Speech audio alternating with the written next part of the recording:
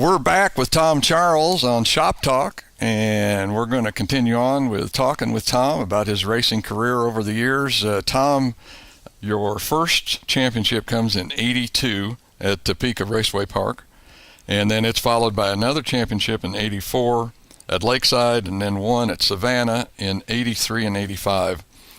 Also, about this time frame, you start driving a late model for Joe Bond.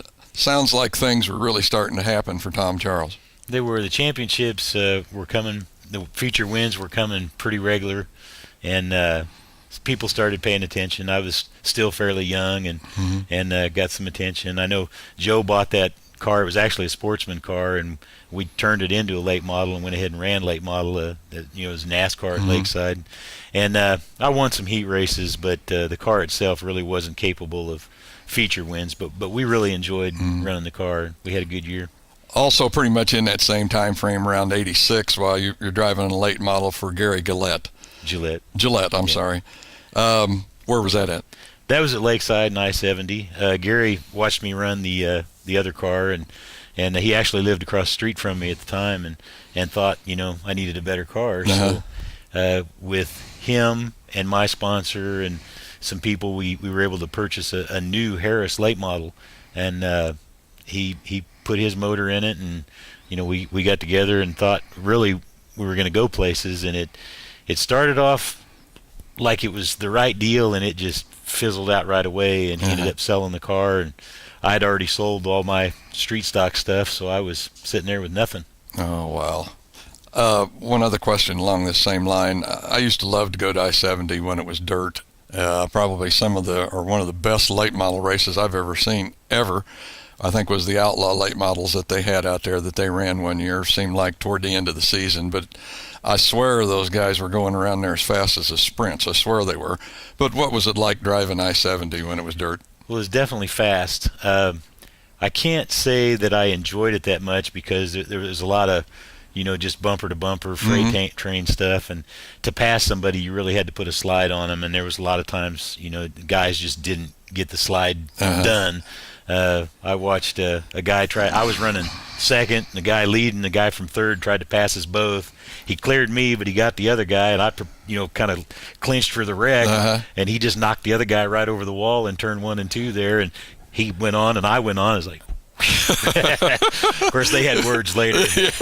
And those walls were really low. They couldn't have been more than 2.5 feet tops, 3 feet. The guy that went out drove back in. Did he really? Yeah. Seen a couple of those, yes. In '87, you're running a Sportsman, and this is when you lose a ride. And from what it sounds like, this might have been the point where it really kind of set your sights on something else and turned your career in a different direction, because here again, you were without a car. So what happened? Well, we built that car with Teeters.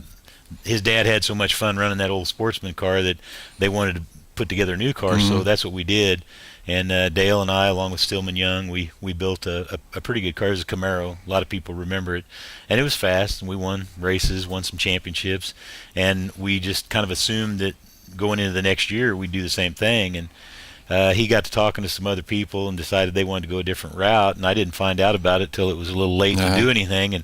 And so, again, I was without a car. And so I looked around and thought, there's all these classes have these different rules, late models, you got carburetors and tires and wheels, and just things were getting so complicated, and these IMCA modifieds had been getting more popular. And I'd been, kind of watching them, but I didn't like them.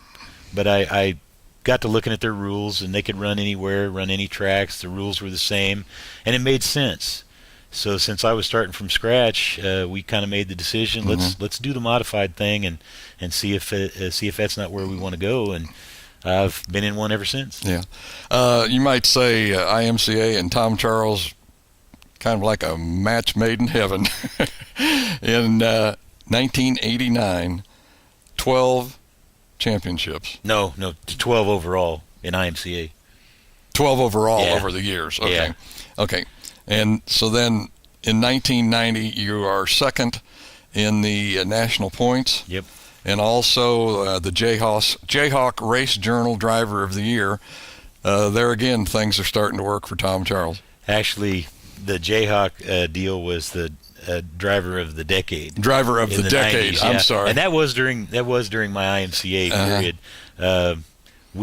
We got to hit an IMCA really hard. We raced a lot. I mean, IMCA even told us there was 1 or 2 years we raced more than anybody in the country. Oh, really? And we were cranking out wins, cranking out championships. It was just incredible, and I was kind of just enjoying the ride. It was a lot of fun.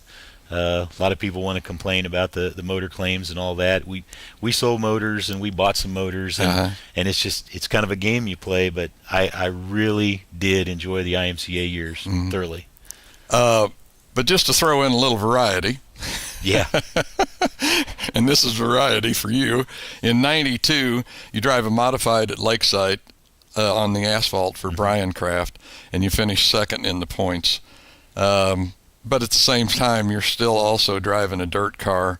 Did it take a lot of difference in driving style to switch back and forth from the dirt and the asphalt? Actually, no. As a matter of fact, it was too easy.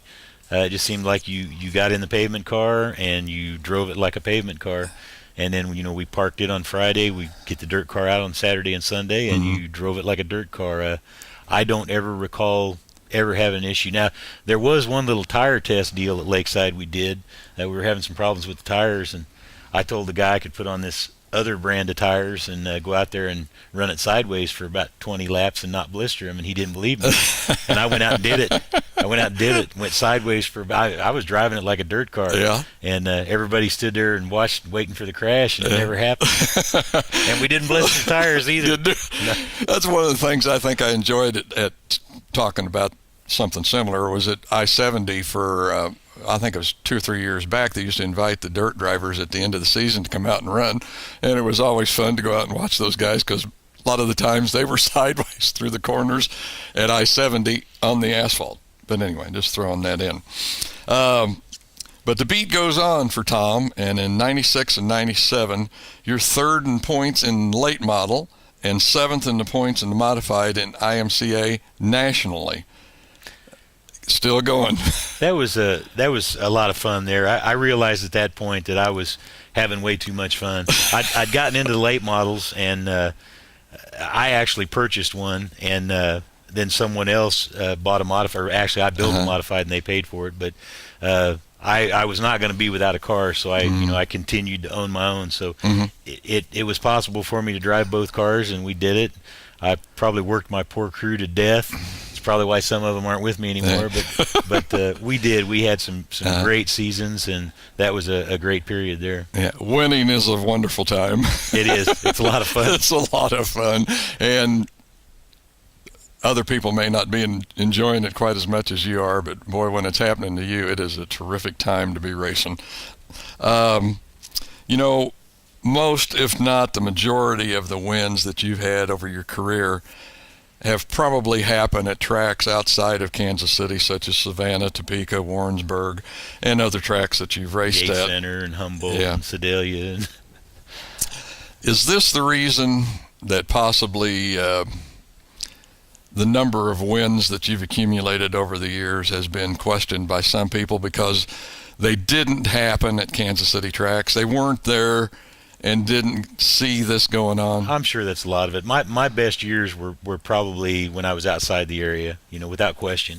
But it doesn't matter. We don't worry about it anymore. We know we did it, and like I say, it was one of the greatest rides. It was one of the funnest times we've ever had. Yeah. And it was about a 20-year period there. Yeah.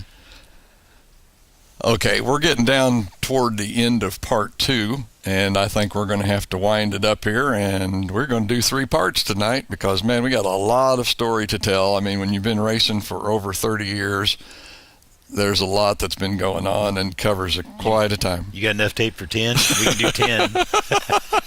But we're going to wrap up part 2, and we'll be back in just a minute with part 3.